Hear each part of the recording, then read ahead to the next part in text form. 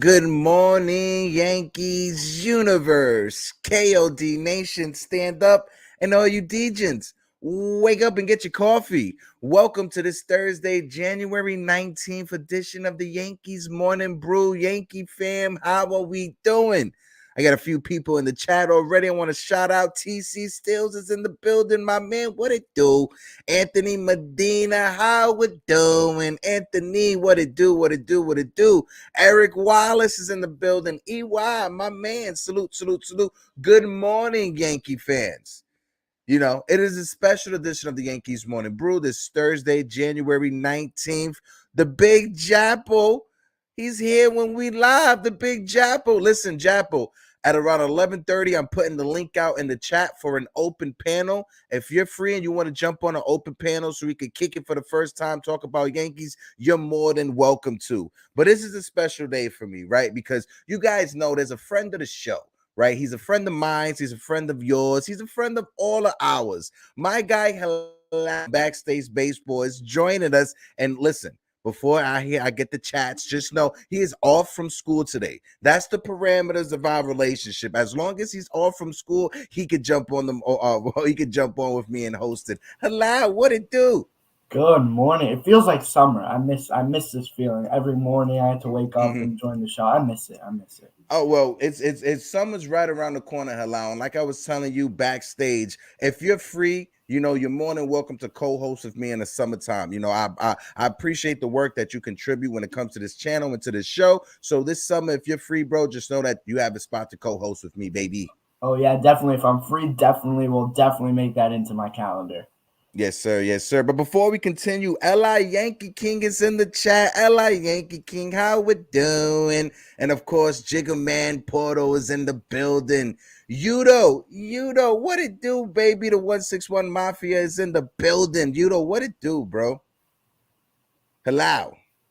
On this fine morning, January 19th, you know, after the New Year's, right?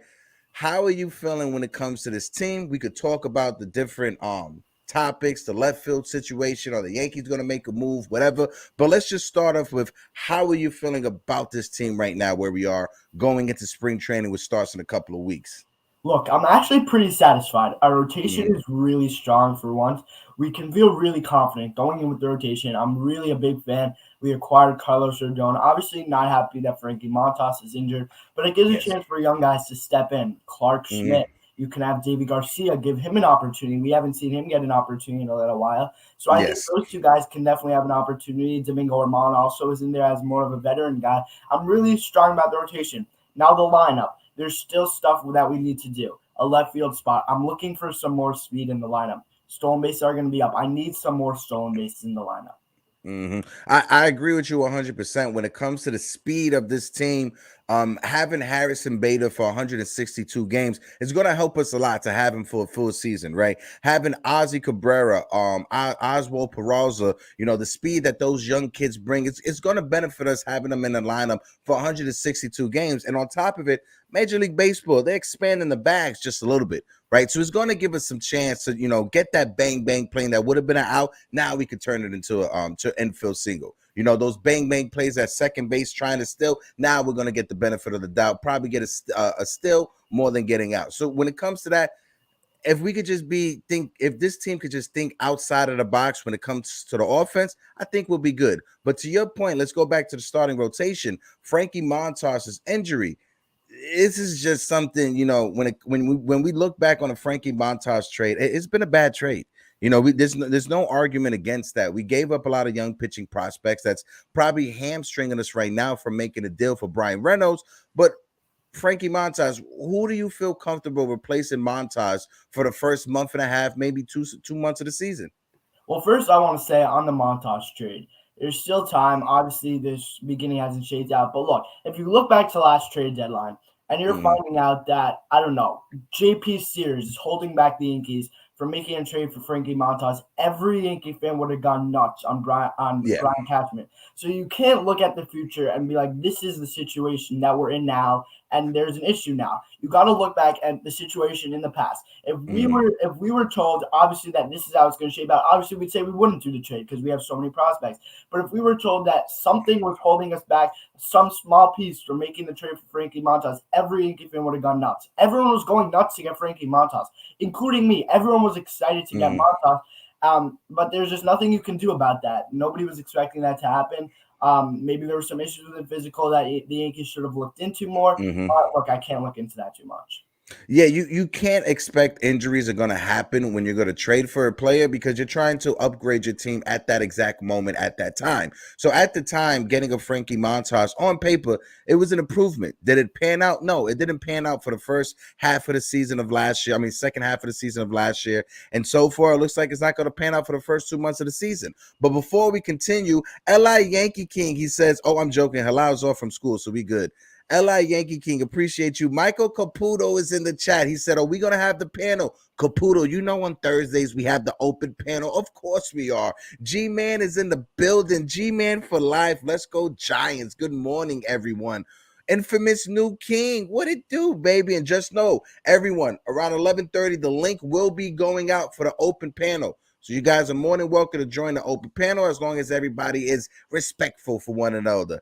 AI Morris is in the building. What he do? He says Frankie will be fine when he gets healthy. Hopefully he is. Hopefully he is. I seen another comment in the chat. Hold on. I just want to TC Stills. He says pitching will carry them for the first month of the season, which I have to agree. Halal, when you looked at our team from last year, right? When we started off the first 2 months of the season, it was rocky for the first 2 weeks, but we picked it up. So for the first 2 months of the season, a big reason we were able to have that many wins was because of the pitching staff. For the first 2 months of the season, the pitching staff looked phenomenal. Nestor Cortez, Jameson Taillon looked awesome, but then they hit that rock bottom or that wall. What are you expecting from this pitching staff for the first 2 months, if not the entire season? I'm expecting a lot for the entire season through the postseason. This is a rotation that's got to step up big time. You saw teams, you can't win the World Series without having a very good rotation. That's something. It doesn't matter the names; it matters the numbers on paper.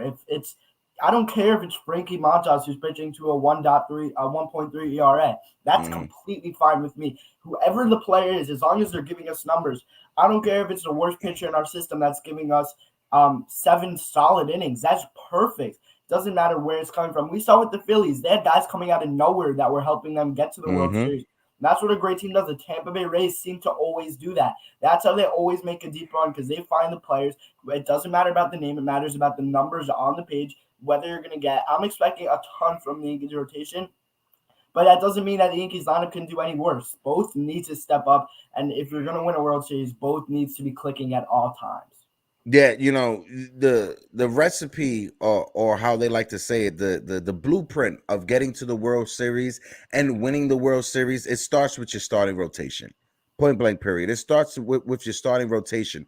The Phillies is a great example because the Phillies, they have a phenomenal offense. But when it came to that World Series against the Astros, that pitching staff couldn't match up with the Houston Astros pitching staffs, right? So that's number one, right? Number two, bullpen. So when you look from both aspects, our starting rotation, number 1 through 4, we could be good with, right? Yes, Luis Severino, he has some injury concerns. Nestor Cortez, his second season after having that many innings on his arms, how would he look? How would he bounce back? I understand those concerns, right? But when we look at our starting rotation and when we look at our bullpen, Yankee fans, you have to be confident that both the starting rotation and the bullpen is a little bit better from last year. But I got Alan Lansman in the chat with this comment. I want to get your take on it, Halal. He said, this offense got worse. Never forget the great contribution we got from Matt Carpenter, and we have a weak bench. Postseason is what matters, and only a few players showed up. Starting pitching is better, and the pen as well, which I just laid out those last two statements. But when it comes to the offense and losing Matt Carpenter, what's your take on that, Halal? Losing Matt Carpenter isn't such a big deal in my eyes. We had him great for a month, 2 months. He was fantastic. Don't get me wrong. But what are the odds he was going to continue that? Obviously, I'd love to see him succeed in San Diego. But he had a great attitude in the clubhouse. Like, the more I think about it, he definitely was a great player for our clubhouse and everything. But I just don't think I don't think I think it was more that he didn't want to come to New York because he knew he wasn't going to get as much consistent playing time there. So I think San Diego was more of a fit for him. I definitely think the Yankees probably made a solid offer to him. But at the end of the day, it's the player's choice. And if the player wanted to go somewhere where he felt that he would get more playing time, that's up to him. Obviously, he's getting later on into his career, and he wants more playing time. So if he feels that San Diego is going to be a place for him, that's what he decided. Yeah.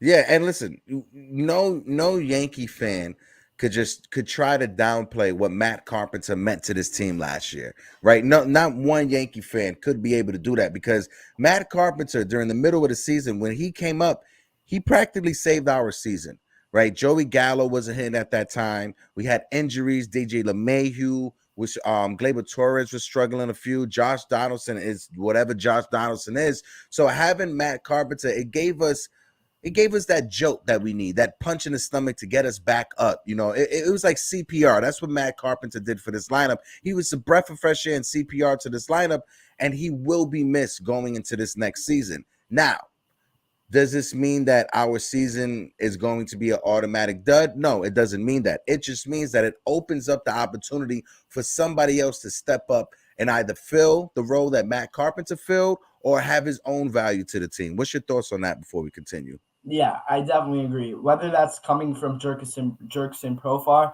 who he seems to have a very positive attitude, very fun way about going about himself in the clubhouse. So I think maybe he can be the guy that fills in that role of like a fun leadership type of guy. We also got Tommy Kingley. We know he's a blast in the clubhouse. Everyone loves him. He's a great guy, great sense of humor. So definitely excited for him. And it's really the chemistry in the clubhouse needs to succeed. We know you see when the team's down in the clubhouse, it's really just not working out on all sides. So you got to have those positive guys, whether that's Kinley, whether that's Profar, anybody who that is. The Yankees definitely need to have some of those guys. Yeah, 100%. Just give me just 1 second because I was trying to look something up. Okay, here it is. When it comes to the Yankees prospects, right? Baseball America, they released within this past week a listing, a breakdown of Yankee prospects in the farm system. And I just want to touch on that real quick because we have a lot of young kids that are coming up. Volpe, Peraza, Cabrera's already up here, but then you got the future with Dominguez, Everson Pereira, and Austin Wells, right? So according to Baseball America, right, Anthony Volpe, his hitting is on the scale of 60 to 80. 60 out of 80, which is phenomenal. His power, same thing, 60 out of 80. His running, 55 out of 80. Fielding is 50 out of 80, and the arm is 45. What's your expectations for Anthony Volpe this season? Do you think he's going to break spring training with the team, or do you think the Yankees are going to do what they normally do in Major League Baseball to manipulate the playing time and send them down to the minors for the first month of the year? What's your expectation from the young man? So I had a great conversation with Eli Fishman earlier this week about the Yankees farm system in general. We spoke about Anthony Volpe, and what he had to say was he said, look, Volpe just got up to AAA. They're going to have to give him some time up there to develop. Knowing the Yankees, they're probably going to take their time on him, which I'm not a fan of. But I'd probably say you could expect him to see him in like June when like Gleyber or DJ gets injured. Are you when you said that? Are you expecting injuries to happen when it comes to DJ? Look, they're definitely going to happen, especially with DJ. We saw he's really he's getting older, unfortunately, as it is. He's not going to be the same player that he was in 2020, hitting 364. But I really hope that he stays healthy. But undoubtedly, there will be an injury to DJ LeMay. Whether that's going to be, hopefully, it comes in the dog days of summer and we can push through it, or when we even clinched already. Just do it at the right time. DJ, pick the right time to get injured, so we don't have to deal with that. But I definitely think, um, I honestly hope that that's not the case. That Volpe gets called up when it's an injury, because it's not good for the. I don't know. I think he needs like the right opportunity to come up. Like the team really Yeah. wants him, not that they need him. Yeah, personally, me when it comes to Anthony Volpe, he in AAA he's at like 100 at bats in AAA, right? I think the Yankees they're gonna want to see a bigger sample size of Anthony Volpe and the minor, well, especially in AAA. If Anthony Volpe comes into spring training and he starts off on fire, hitting over 450, a few bombs, some nice defensive plays, then there's an argument to bring him up, have him break camp with the team. But if he struggles a little bit, or if he's not hot out the gate, I think I can see the Yankees sending him down to AAA just to work out a few things. I see a few people in the chat. Ivan Manny is in the building. Ivan Manny, what it do? And guys, also, if you can, hit those likes down below. And if you're not subscribed, hit the subscribe button. I got my man TC Spoo says, hold on. He says Cashman still might have a sneaky move to make. Hello, when it comes to Brian Cashman, do you think that there's a move that's going to pop up out of nowhere? Because Derek from NYY Recap, great guy, he put it out there that when it comes to big moves in February, we could look back at the Yankees acquiring Alex Rodriguez in February and also Roger Clemens in February. So, hello, do you think Brian Cashman has something up his sleeve? Oh yeah, 100%. It's got to be something like the Josh Johnson and IKF trade I use this as a reference a lot. Nobody saw that one coming. There's got to be something. I don't know. I can't predict it because it's one of those trades that it's going to come out of nowhere and nobody's going to know what it is until it happens. Yeah, I can't expect the Yankees to be finished right now. I don't think this is a finished product, especially when it comes to the lineup. Do I have trust in Brian Cashman? That's trust is a strong word. I appreciate the work he has done with the Yankees since he's been with the Yankees since 1985, 1986, before I was born, before you were born. So I appreciate the work he has done with the Yankees. But right now, it's a kind of a wait and see process with Brian Cashman, because us Yankee fans, we understand that when it came to the negotiations with Aaron Judge and Carlos Rodon, that was taken control of by Hal Steinbrenner. Hal Steinbrenner was leading those conversations. Now, does Brian Cashman has an ego? Yes, he has an ego. Do I see him trying to make a move for the sake of making the move? Probably so. Is it going to be a big move? I don't know. Is it going to be Brian Reynolds? I doubt it's going to be Brian Reynolds. Is it going to be another superstar? I don't know. I can see a Jurickson Profar because that's the rumor right now that's attached with the Yankees. What's your take on Jurickson Profar before we continue? He looks so intriguing to me. He was great for the Padres in the postseason this past year. He was the leadoff hitter. He has speed. He brings energy to the clubhouse. Everything of my love. Oh, hello, you there, bro? Oh, there you go.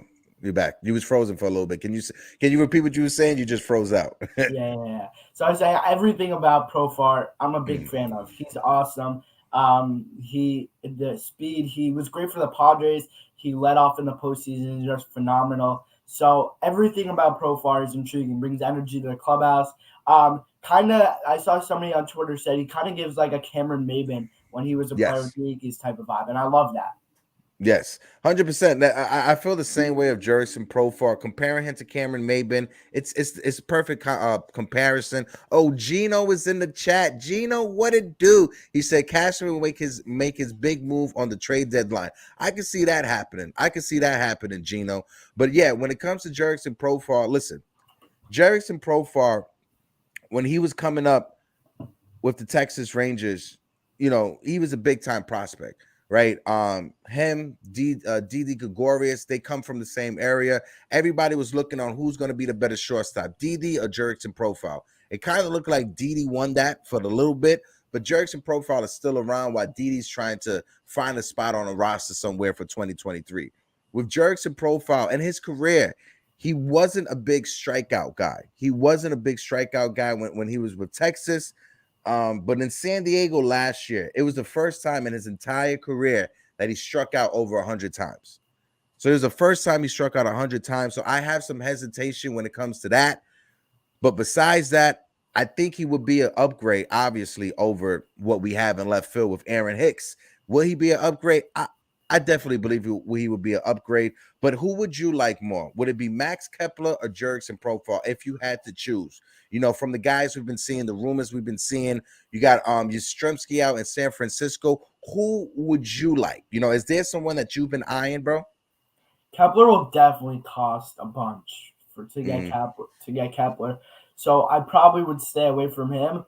I Profile would probably be a solid move. I kind of view him as like maybe he can shape out like what the Harrison Bader trade looked like. I always mess this up. Like low risk, high reward kind of. I think I said that right. No, yeah, that's perfect. Yeah. So I think that's definitely what the Yankees could view Jurickson Profile at, because the price will not be extremely high for Profile. So if we can get him for like a $10 million deal for 1 year, definitely would be a fan of that. Okay. Solid take. Alan Landsman is a perfect segue to the Brian Reynolds conversation. He said, as far as Reynolds goes, my Pirate beat writer said that Cashman is feeding his reporters bogus prospects the Pirates want. And he speaks to the Bucks GM, who said they would still negotiate with him.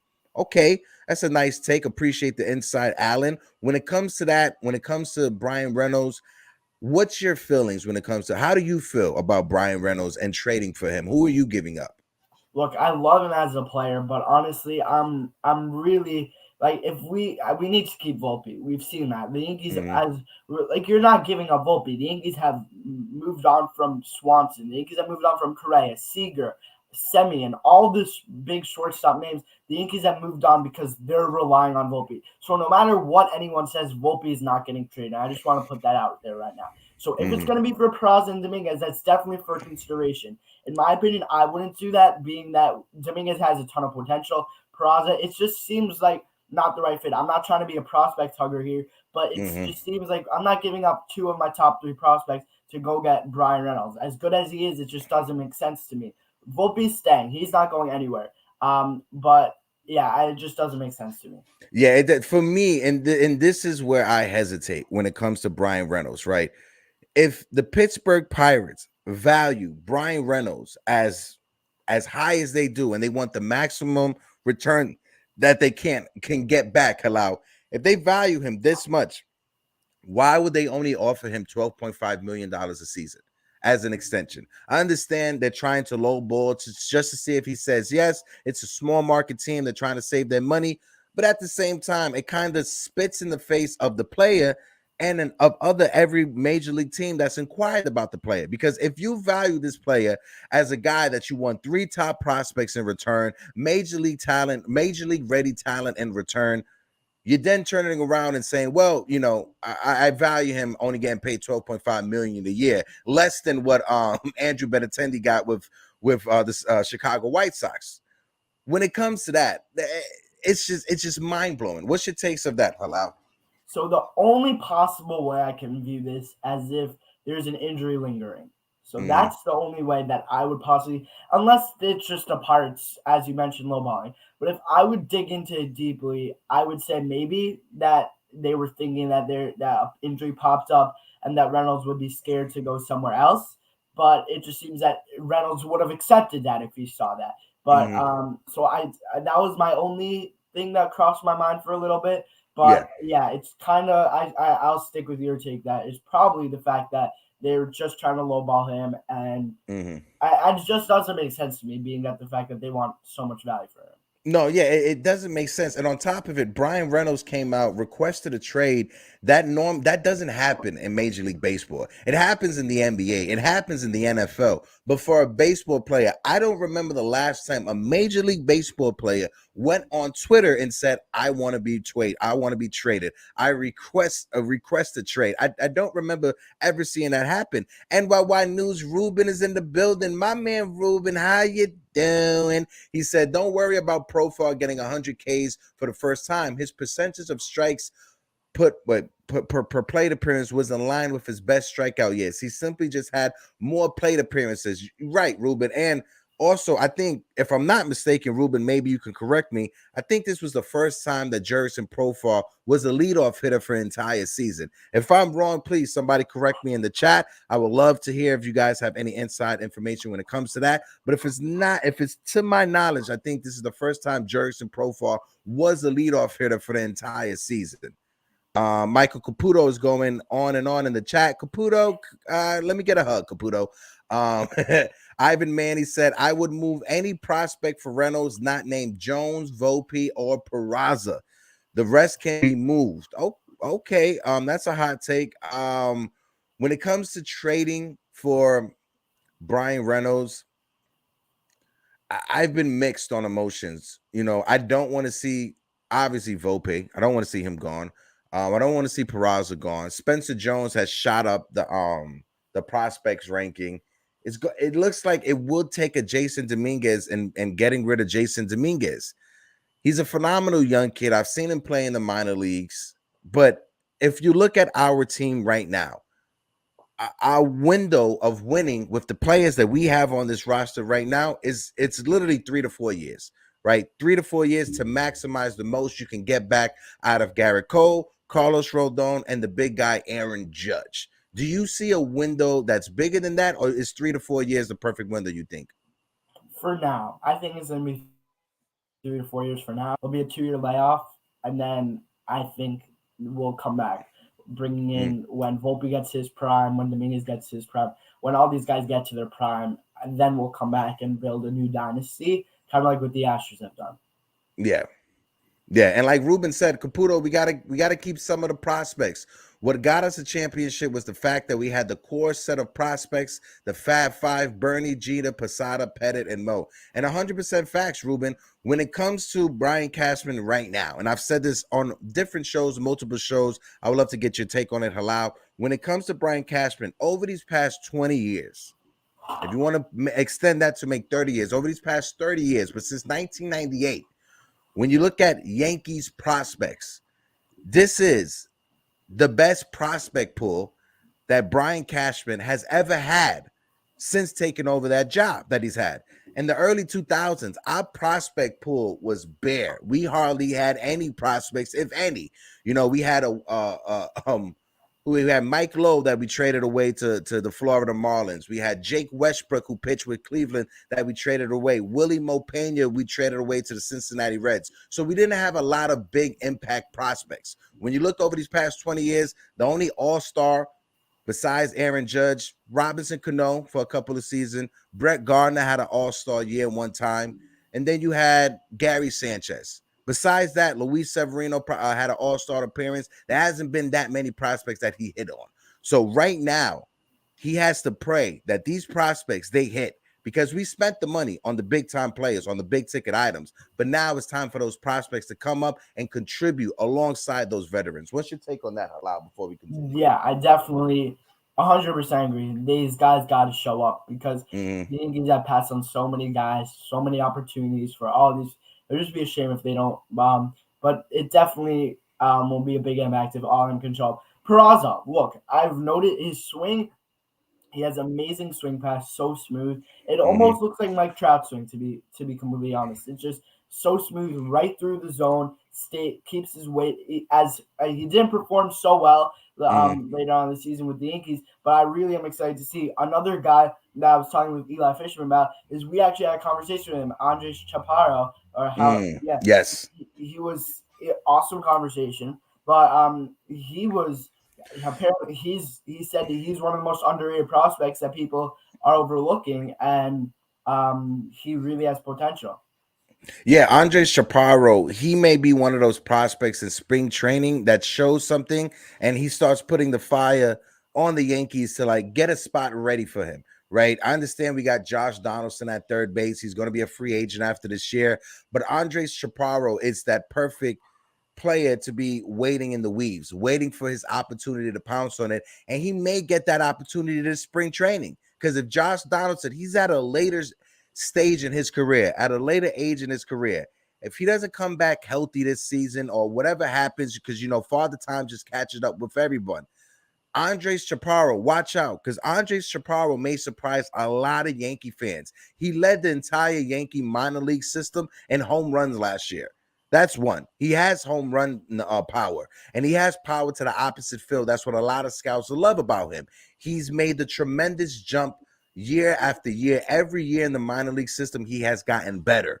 And now his body has caught up with his baseball skills because he's finally filled out into his body. But before we continue, I'm gonna throw the link I'm gonna throw the link for the open panel into the chat. Whoever wants to jump on an open panel, you are more than welcome to jump on an open panel. Just know the rules and regulations, right? One, we got to follow YouTube and Twitch's terms of service, right? So, no vulgar language, no crazy language if we can. Also, as well, please be respectful to everyone else that is on the panel. If someone is giving a take, let them finish before you jump in with your take. If Halal's giving a take, let Halal finish before you come on with your take. Everyone is welcome to join the open panel as long as you follow the little rules that were just set aside, right? Hold on, just got a few more before we open it up. Hold on 1 second. My man, hold on. Alan Linesman says, Pirates have O'Neal Cruz at shortstop and Brian Hayes at third base, who they signed for the biggest contract in Pirates history, $70 million over 7 years. It's sad to say that $70 million for 7 years is the biggest contract your franchise has given to a player. What's your take on that, bro? That is pathetic. That's like, if you ever want to build a successful franchise, that's not going to be the products you use to build the successful franchise. So if the Pirates plan on doing anything, because you're going to have prospects that are going to be successful, no doubt, but eventually you're going to have to pay them. And if that's how you're going to offer your successful prospects, you really don't have confidence in them. All right, copy. All right, so we got the open panel rocking. I got a few people backstage that I'm gonna bring on. First and foremost, first to the open panel. TC Stills is in the building. Stills, what it do, baby? What up, guys? Chilling, my guy. Hope all is well with you, brother. Glad to be on. Thanks for joining on this morning. We got a few more. We got Li Yankee King in the building. Li, what it do, brother? What's up? Ready to rock? I see you got the Giants hat ready to go, bro. You ready for this Sunday? Yeah. How much faith you got in the boys? Is they gonna pull it out this Sunday? It's an upset. It's an upset. All right, let's do that. Let's go. Wings. We eating some Eagle wings. Heard you. All right, Michael Caputo is here. Capoots, what it do? Oh man, how you doing? Here, Caputo, here's a digital hug. Here's my digital hug to you, bro. Just take the digital hug and let's rock out today. Let's have a good convo. And then we got Ivan Manny in the building. Ivan Manny, what it do, brother? Oh, let's go. Oh, Ivan had a little technical difficulties. All right, so since we here, TC Stills, first time onto the panel. Halal, first question to throw around to the panel. Throw it over to TC Stills and then make our way around to Li and then Caputos. Go ahead, Halal. Me? You want me to ask you a question? Yeah, I want you to start it off, bro. I'm putting you right on the spot, baby. Okay, fine. I have something. Good thing I have a paper here. Okay, fine. What are our thoughts on having a captain, a C on Aaron Judge's jersey? TC Stills, go ahead. I love it. I love the idea. I think he deserves it, and I mean, what do they do? They do it in hockey. They do it in other sports. I know hockey has it. Yeah, hockey, I agree. I like it. Hockey has it. I think football has it, if I'm not mistaken, as well. But the C on the chest, listen, if they're going to put the Nike sign on the jersey, why not put the C on the jersey as well? Put it somewhere. If you're going to put it right here, yeah. Whether someplace else, put it somewhere else. Li, same question going your way, then throw it over to Caputo and then Ivan. When it comes to the C on the jersey, what's your thoughts on it, bro? Now, obviously, it would remind me too much of Jason Varitek. That would be a little bit of a But if it's like a C on the Yankees chest, then I'd be like, yeah, Judge deserves it. Mm-hmm. He deserves it. Because I was in Cleveland and seeing how he just talked to the guys, seeing how he just communicated, he deserves the C. Yeah. No, I get that. He's already the captain of the Yankees. Adding that C on the chest would just be an icing on the cake. Caputo, same question going your way. When it comes to the C on the jersey, what's your thoughts? Then throw it over to Manning, baby. I think it's good the way it is, as is. I think he's the captain. You know who he is. You don't have to see a C. to make it official. We all know that he's captain now. So yeah, I want, what's more important to me is a World Series. Yeah. Unless who's the captain. Yeah, I think all of us, we can all agree that getting that 28th championship is the best thing for this team, and I think that's what we all want. But Ivan, Manny, same question going your way, brother. What's your thoughts on the C going on the jersey? I mean, to me, I don't like it, but I'm just old school. We had no names on our jerseys, no symbols. This isn't NASCAR. He's a captain, lead by example, and that's what he does anyway. He doesn't need a C on his chest to make it any better. Agree. It is what it is. Agree. Oh, we got NYY News, Ruben backstage. Ruben, whenever you're ready, just give me a thumbs up and I'll bring you up. Oh, there you go. My man Ruben, what it do, baby, with the 99 hat. Good morning, brother. Nice to finally see you, baby. Yeah, what's up? How you doing? How you guys doing? Chilling, dog. Same question going your way. Not sure if you heard it. When it comes to the Yankees, obviously Judge is the captain of the team. What's your thoughts on the C going on the jersey? Are you a big fan on the C on the jersey? Really doesn't move me. Yeah. Listen, I just felt the Nike check going on the jersey, that was a bit blasphemous. But if that's the way Major League Baseball is going to go, then why not? You're going to start seeing advertisements on jerseys. So why not throw a C on the jersey? But to get back to the Yankees conversation, and since we got TC Stills and Ruben here for the first time, I'll throw the first question over to Stills and then over to Ruben. When it comes to the Jurickson profile rumors, when it comes to the left field situation we have going on right here, TC Stills, what's your thoughts on it? And does Jurickson profile move the needle for you? No, not at all. I'd much rather just go with what they have. That's my opinion. But Brian Reynolds would probably be the only thing, but I don't think he's even worth all those draft picks or the prospects that they want. So I would just go with what we have. Yeah, and see what happens. Kind of sounds like a king's ransom that they want for Brian Reynolds right now. And listen, if you're the Pirates, you got to maximize. If you're the GM of the Pirates, you got to maximize the most you can for the return on Brian Reynolds. If you think about it, they traded Andrew McCutchen to the Giants for Brian Reynolds. So they have to keep that going. Now they got to trade Brian Reynolds for the next guy that's going to come up through Pittsburgh and be that all-star. But Ruben, same question going your way, brother, and I'm going to throw it over to Caputo and then Eli and Ivan. When it comes to profile and left field, what's your thoughts, and is he moving the needle for you, brother? I mean, he doesn't move the needle enough. He does make the lineup more versatile. Makes us better, more athletic, strike out less, which is part of what we do need. So I wouldn't be necessarily like mad that we got him, but at the same time, it's like, I mean, at that case, why not just give Cabrera a shot? You know what I mean? Like we saw how well he did even after he had that 0-for-25 spell and bounced back afterwards. So who's to say that maybe he can't just hold the fort down? Yeah. But I would much rather have Reynolds. But and Reynolds at this point, they want a Soto-esque type of package, which he's not Soto. I mean, he is a plus defender on the corners with a 900 OPS as the high upside. So, but like he's not worth Dominguez and Volpe and Peraza. Like they want too much from him. Yeah, because even with Juan Soto with the Washington Nationals and with their whole rebuilding process, even through arbitration, Juan Soto was getting paid $16, $18, $20 million. Even that with the Washington Nationals. Brian Reynolds is getting paid less than $10 million. So that right there goes to show you how much that they value him. Yeah, and Soto's also a lot younger. So part of what was so intriguing about Soto was that you're trading for a guy that's 23. Most prospects come up at 22, 23 as rookies, and he's already like a veteran that's almost won an MVP, basically. You know what I mean? Like he's been close a couple times. So with him, it was just more like he was worth that kind of haul, because now you're thinking, I got this 23-year-old that's going to be a free agent at 25, and I might get first dibs to actually sign him. No, yeah, I get that. And obviously, there's going to be some GM out there that's going to overpay for Brian Reynolds. Hopefully it's not our GM, right? But Caputo, same question going your way, gorgeous. When it comes to the left field situation and Jerickson Profar, let me know, Caputo.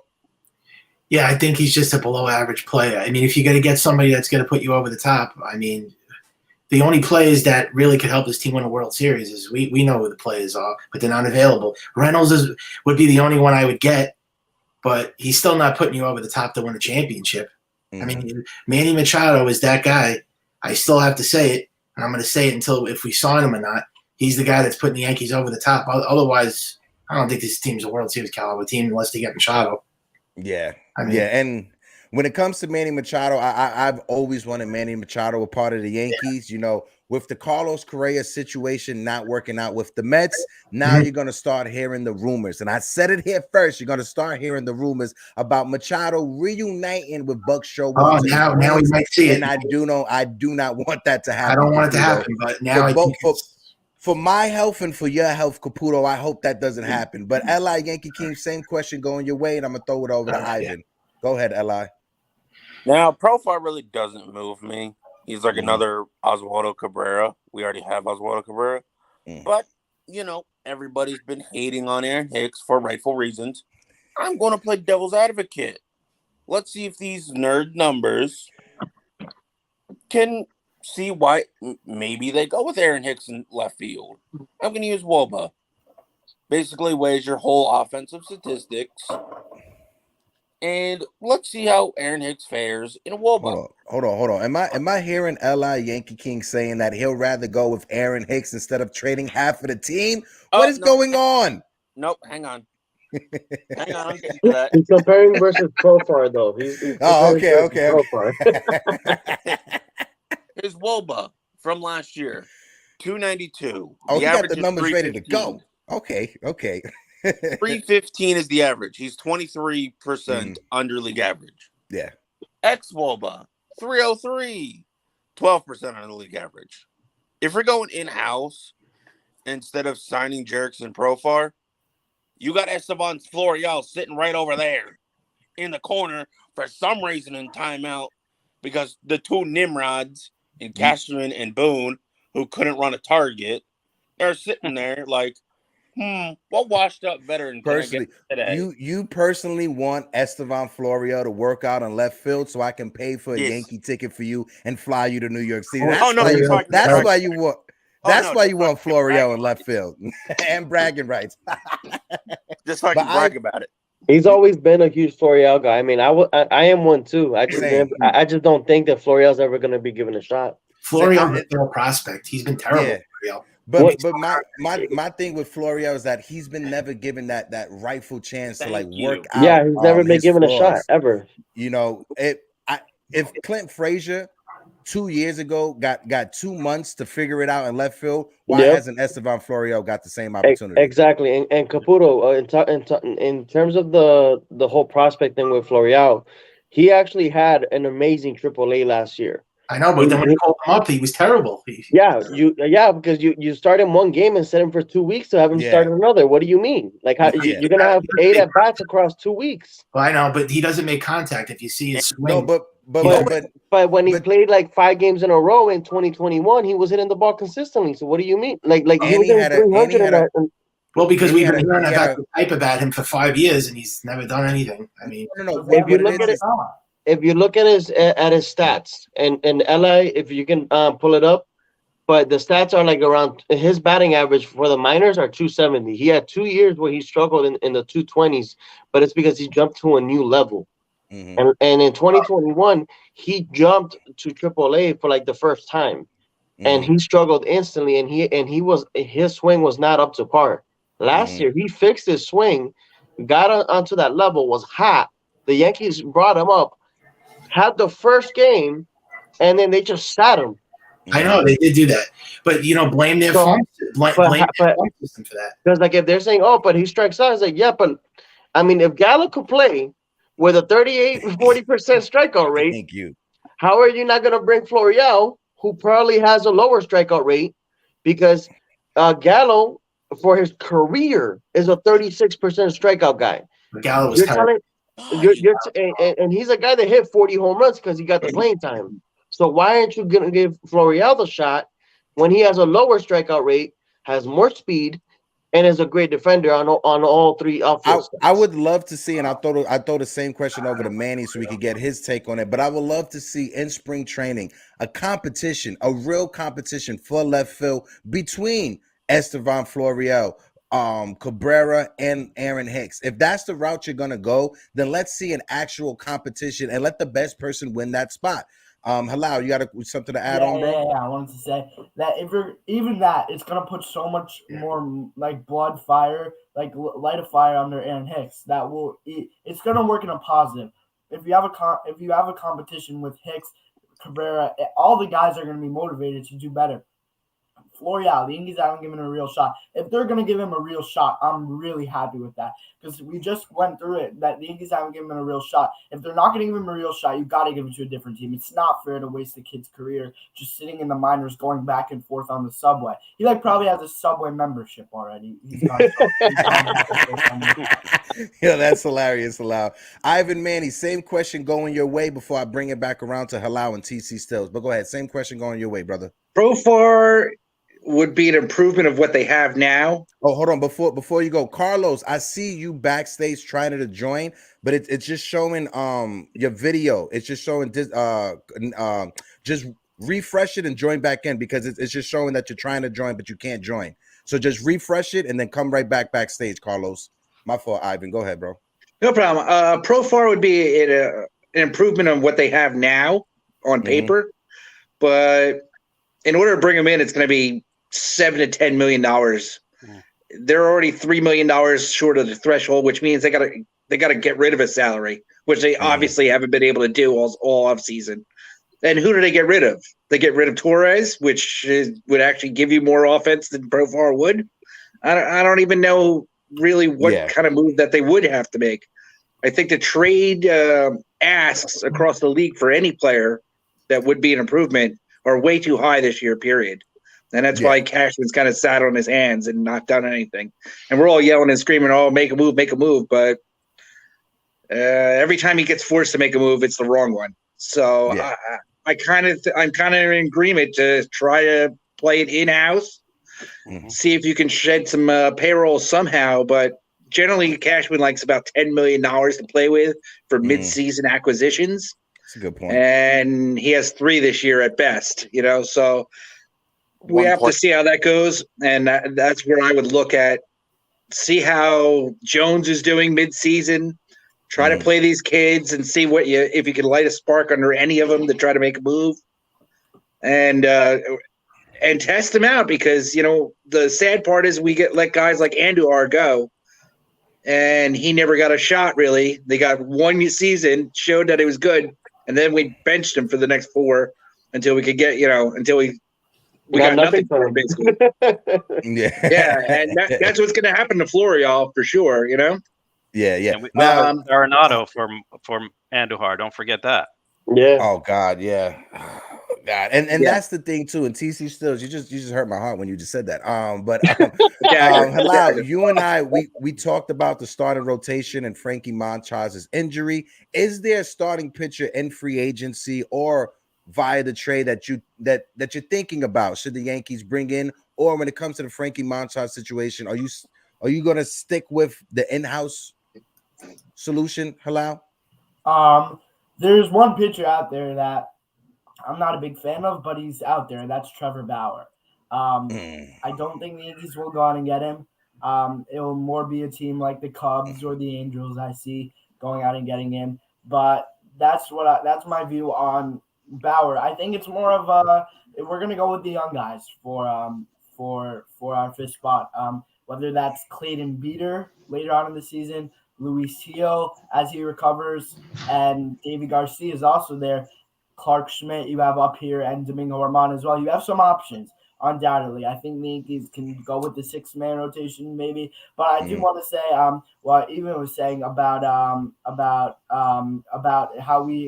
Cashman likes that. He made a great point how Cashman likes that $10 million or some spending room when we get to the trade deadline. And I think that we could see something that Cashman does make a trade to unload some salary so that he does have the flexibility when it comes to the trade deadline. Yeah, I get that. I get that. So I got two people joining. I got Carlos down there. Carlos, what it do, brother? I see you just joined. And we got the Big Jappo is in the building. The Big Jappo, what it do, baby? So we got a bunch of us here on the open panel. Guys, if I could just ask, when we go around, or we could just try to give our take as fast as we can to pass it on to the next guy. So TC Stills, same question going your way. With the injury to Frankie Montas, brother, how do you feel with this starting rotation, and who's your replacement for Montas until he gets back, or if he gets back? And I'm gonna start off with you, Stills. I'm gonna throw it over to Ruben, then I'm gonna throw it over to Jappo and Carlos, and then we'll go back around with everybody else. So go ahead, Stills. Questions going your way. Yeah, I think we'll be just fine. Montas was a fifth starter, and we weren't really counting on him for much. Probably won't see him till June, July. But I think Clark Schmidt, Herman, like Halal said, David Garcia, there's other kids that can come up. I think we can go with first month. I'm sure we're going with a 6-man rotation. But I think we'll be fine. I have no worries in the rotation. Everybody's going to feed off each other with Rodon and the top guys. But we'll be fine. I don't see any problem with the pitching. It's the hitting that's concerning. But like I said in the chat, I think the pitching's going to carry us for the first month. Thumbs up or thumbs down for Trevor Bauer? What you got? Thumbs up, thumbs down. Thumbs up, thumbs down. I'm 50-50 on that. I don't know. I think he might be bad for the team, but I mean he's a good pitcher, but I don't know if that's he might be a cancer in the locker room. I agree with you, because when it comes to his baseball ability, no one's going to deny his baseball ability. It's everything else that comes with it. But Ruben, same question going your way, brother. When it comes to the rotation and Frankie Montas, how do you feel, and who's your replacement? And then throw it over to the Big Jappo. Gotcha. Well, real quick, when it comes to Bauer, I did sideways because if it was me, I would do it, but I know they're not going to do it. Yeah. But what is it called? In terms of the fifth spot, I mean, to me, like, I was already, like, in my mind, I was thinking, if we could find a way to trade Montas, recoup some prospects, and just go with a Hermano or Schmidt as a fifth spot. That was my initial thought starting the season, the offseason, but I knew that they weren't going to do that. So, but it ended up being that way anyways. So Schmidt pitched like 90 total innings last year between AAA and the majors. I mean, if he's gonna start at any point, it's gonna need to be this year. Yeah. So like I would put Schmidt, like, I mean, even same thing with Herman. I mean, I would put either one. Herman last year had a 3.61 ERA, and if you take out that clunker that he had in his first start against Max Scherzer, I mean, he basically was a low 3 ERA from the fifth spot. Yeah. So and he's a guy that is now pitching to a little bit more ground balls, and he's keeping the ball in the ballpark. So I don't see why we can't go with a Herman or a Schmidt. One of the two would be perfectly fine as a 5 spot. Yeah. Agree. 100% agree. The Big Jappo, brother, appreciate you for joining on. Before you give your take on the question that was asked on the panel, let the people know about your channel and where they can find you, bro. Yeah, for sure. So first of all, I play on an amateur baseball team called the Hudson Hurricanes. Me and my buddy Liam Cohen, who we're two huge Yankees fans. I'm 28, he's 23, 24, so different parts of the dynasty, essentially. I got to witness the greatness, from a young age. So we kind of just wanted to create an open forum for us to discuss, like, our grievances or, like, what we're feeling about the Yankees. So we're on Pinstripe Pulse. You can find us on YouTube, TikTok. I think Instagram right now we're working on, but we've got Twitter, all that fun stuff. So yeah, it's been really cool. But getting back to Montas, I've got like one quick thing to say about him that I've been thinking about for a while. Go ahead. Obviously, every Yankees fan is frustrated with that trade, as you should be. But at the same time, we wouldn't have gotten Harrison Bader if it wasn't for that trade being made in the first place. It was like a complete, like one to the other type of move. So we have to just keep that in mind. But when it comes to this offseason in particular, it's frustrating seeing 6 to 8 weeks behind schedule for him. That scares me to the point where I don't think he's going to end up pitching for us, which means he doesn't have any value. So when you see that, I think that they could stand pat with what they've got right now. They clearly want to make Clark Schmidt that guy for them because he did come up in the system. So they take great pride in their pitchers coming up if they can make them come through. Like, he's not a Chance Adams. He's not a Justice Sheffield. So I do see that there is potential for him to break through that ceiling as a starter. But when it comes to starting right now, I think that they also see a clear lane to make possibly a trade for one of the guys from the Marlins because there is such a surplus of arms. They've got 5 pitchers on the market, and all of them are very intriguing. And me and Liam actually talked about this last night. Pablo Lopez is the least intriguing out of all 5 pitchers that they've got going. Agreed. So, good opportunity. He's got the least amount of control right now out of all those guys. It would be a good time to maybe call them up and see what they can get going. And that would eventually lead to some more payroll being cut as well. So a lot of moves can be made as a result of that move. Oh, that's solid take, Jap. And just so everybody knows, when it comes to the open panel forum, everybody is welcome to jump on the open panel. If anybody has any content that they're working on, whether it's Yankee content, football content, NBA, if you have a channel that you want to promote, you're more than welcome to come here and to promote it. I try to follow and try to get all of my supporters to support everybody else that come onto the open panel. But Carlos, my man, first time on the open panel, Carlos with a K. What it do? He wasn't a big fan of the C going on the chest, but Carlos, what it do, brother? Good morning. What's your take about the question going around when it comes to the rotation, and who's your replacement that you want to put in there, brother?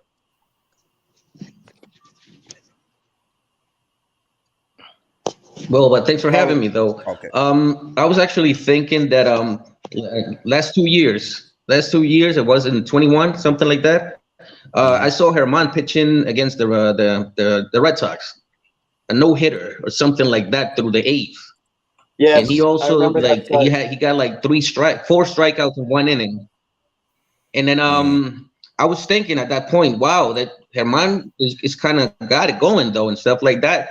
I also remember that in that same game, Bonehead decided to pull it. I don't remember why. And we were winning 3-0.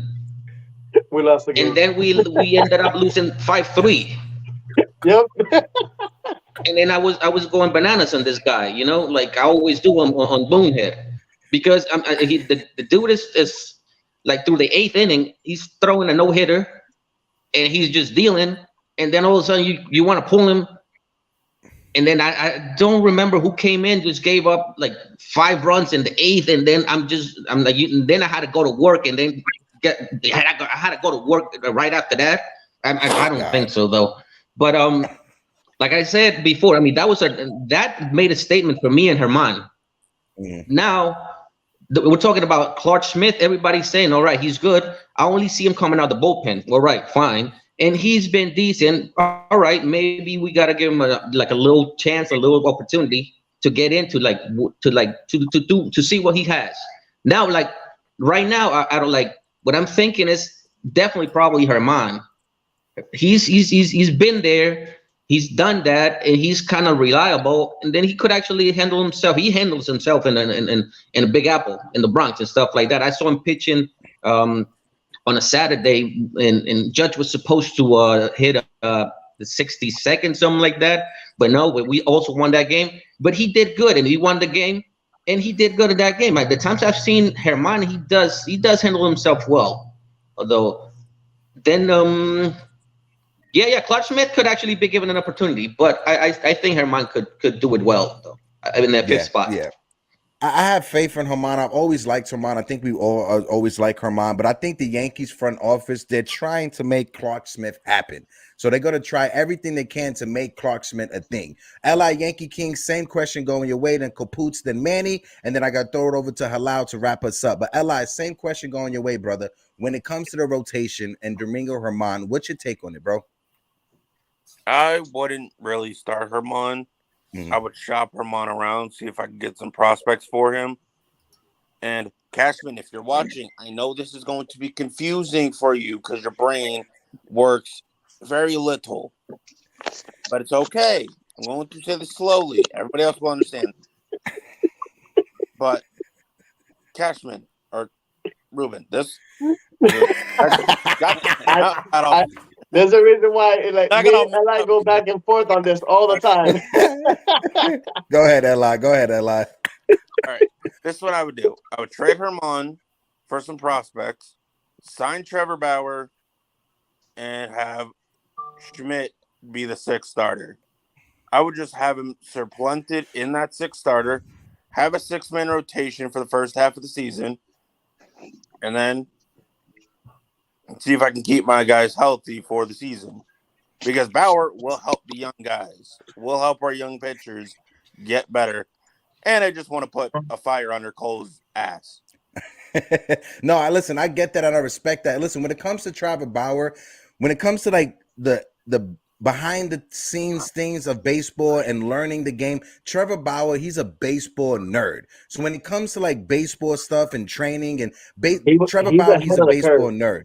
Yeah, he's ahead of her curve on a lot of things. It's everything else that comes with it. And like someone pointed out in the chat, I think it was Albert Willer or J.E. said in the chat, he said, no matter how good Trevor Bauer will be, the New York City media will crucify him. And that's true. That's 100% true. But Caputo, same question going your way. And then let's go to Ivan Manny. And then I want to throw it over to Halal to wrap us up. But the Big Jappo, I want to just throw something your way before we dip out of here. So Caput, same question going your way about the rotation and about Frankie Montas and who's your replacement for him, bro? Okay, so the Frankie Montas thing is not that big of a deal. I'm not worried about losing him because he's only missing like 1 month of the season, but it could be longer.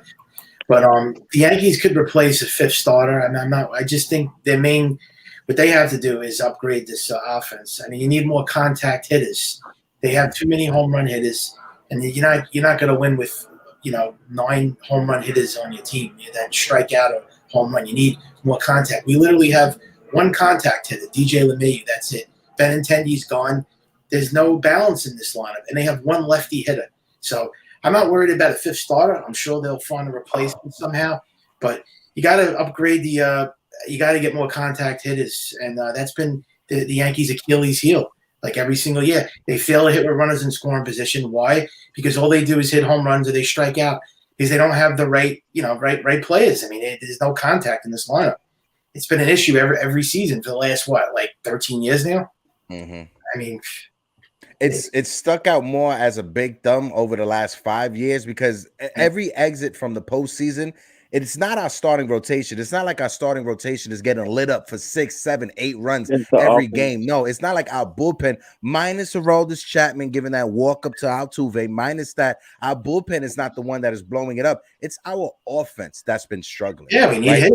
It's our offense. Our home run hitters turn into strikeout guys. They can't get the ball off of the tee like this is T-ball or something like that. It's been our offense that's been struggling. But Ivan, same question going your way, brother. When it comes to the rotation and Montas, what's your thoughts? That was a good take from you, Caputo. I like that. You're right on 100%. With that we need more contact hitters. I'm 100% behind that. As far as the pitching goes, we're going to need both of those guys. Sevy has not been healthy ever. So we can expect him to be, hope that he's going to give us a full season, but chances are no way. Now, obviously, Montas can't stay healthy either. On paper, they both look good, but neither of them are going to give you 170 innings. We're going to need Germán. We're going to need the Schmidt. We're going to probably be digging for somebody else in our farm to try to bring them up because people get hurt. Things are going to happen. Yeah. The first half of last year, we were, the Yankees were so good because they were healthy. They were the only team that stayed healthy throughout the whole first half. Second half came and nosedive because all the injuries happened. And I think we're starting off this year going, who are we going to replace this guy or replace that guy? We're going to need them all. We're going to need them all. I mean, it's sad to say. The days of guys throwing complete games and giving you 30 starts, those are your aces. There's only a few guys, and everybody else is going to miss time or struggle, and we're going to be using all those guys in my opinion. Oh yeah, and Hector, another thing I wanted to ask you: what do you feel about Nestor Cortez in the World Baseball Classic? I'm not loving it, man. I know. I saw that comment you put in the chat, and I meant to address it. And my apologies for not answering it, Caputo. But when it comes to Nestor Cortez in the World Baseball Classic, I'm looking at it like this: Nestor Cortez every season he goes to pitch in the Latin League every year. He goes South America. He goes to DR. No. I get what you're saying. But he already does that. Yeah. He already every off season, he's always pitching in the Latin League that's down in South America, or he's either in DR or in Puerto Rico pitching in the Caribbean World Series, right? Yep. So every off season, he's already doing that. I get your concerns because normally the Yankees, they do not like letting their guys, especially pitchers, go to pitch in the World Baseball Classic. Remember what happened to Didi? Didi? And that was a positional player, right? So I get your concerns when it comes to that. But Halal, I'm gonna throw it over to you. Just one more hot take before we dip out. The Big Jappo, if you can, hit me up on Twitter because I want to try to set something up to try to get either you and your co-host to come onto the show. And when you have games going on during the season, let me know because I'm in New York City. I would love to go out and check out one of your games just to get some footage and stuff like that. So Halal, one more hot take before we dip out, and Ruben's going to close this out since this is his first time on a panel. So this one has been lingering ever since we were talking about Marlins trade.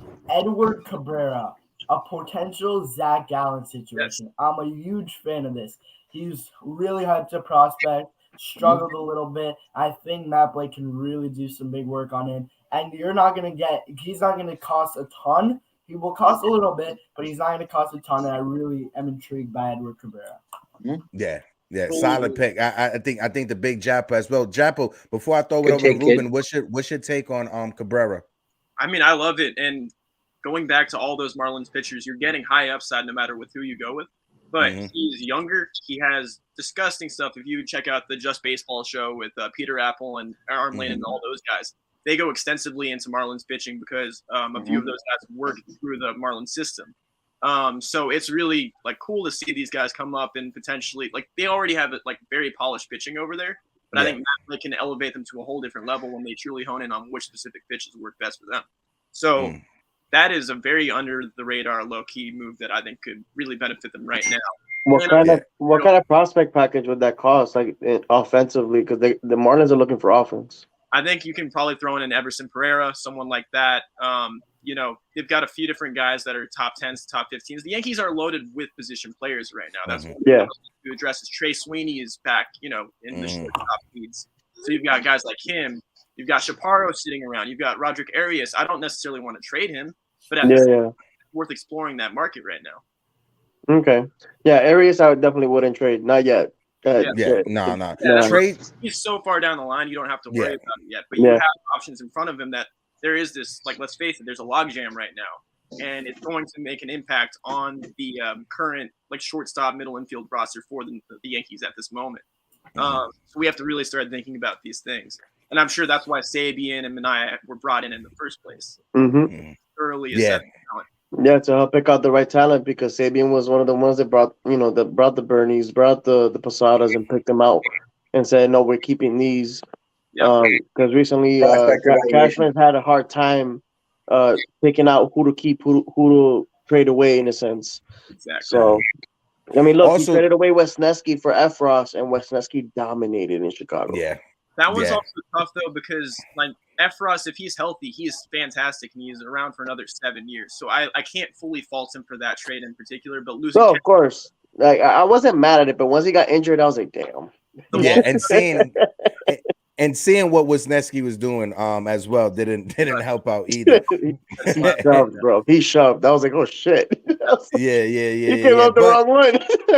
But guys, we're about to dip out over here. It's been an awesome open panel. I appreciate everybody for tuning in. Carlos, my man, appreciate you for tuning in. You're always interactive when you're in the chat. Appreciate you for everything. The Big Jappo, like I said, hit me up on Twitter so we can set something up. But Ruben, my man, first time on an open panel, first time on a show, Ruben. I want to set something up that me and you, we have a whole show together that we go back and forth. But Ruben, before we close out, is there anything that you're working on that you want to promote to people to let them know where they find you?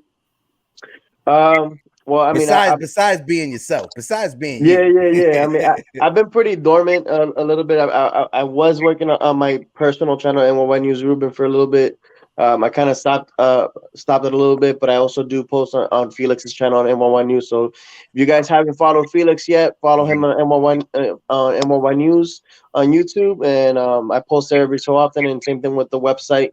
I do post every now and then an article. Copy. All right. Well, it's been an awesome episode. Like I said, if there's anything that anybody is promoting or want to promote, you could definitely promote. TC Stills, first time onto the panel. Appreciate you as well. Take us out. What's your thoughts for the beautiful people at home? Where are we going? We're going to the championship. There we We're go. winning. Let's go. There we go. Appreciate everybody for tuning in. Like I always said, this has been another awesome episode of the Yankees Morning Brew. And like always, a peace out.